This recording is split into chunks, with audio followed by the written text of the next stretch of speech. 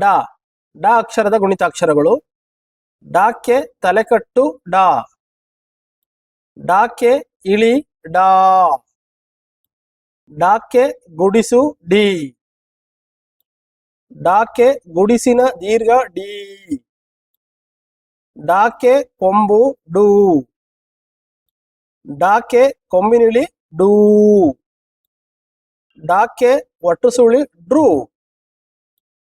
ಡಾಕ್ಕೆ ಏತ್ವ day. ಡಾಕ್ಕೆ ಏತುವನ ದೀರ್ಘ day. ಡಾಕ್ಕೆ ಐತ್ವ dye. ಡಾಕ್ಕೆ ಓತ್ವ ಡೋ. ಡಾಕ್ಕೆ ಓತ್ವನ ದೀರ್ಘ ಡೋ.